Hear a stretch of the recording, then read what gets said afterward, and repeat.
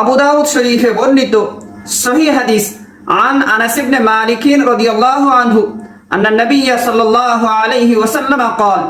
إذا خرج الرجل من بيته فقال بسم الله توكلت على الله لا حول ولا قوة إلا بالله قال يقال حينئذ هديت وكفيت ووقيت নবীজি সাল্লাল্লাহু আলাইহি ওয়াসাল্লাম ইরশাদ করেন, মানুষ ঘর থেকে বের হওয়ার সময়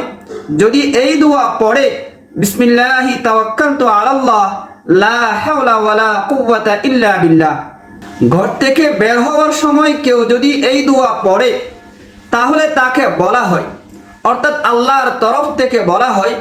হুদিতা ওয়া কুফিতা ওয়া উকিতা, তোমাকে সঠিক পথ দেখানো হলো, তোমাকে রক্ষা দেওয়া হলো, তোমাকে নিরাপত্তা দেওয়া হলো।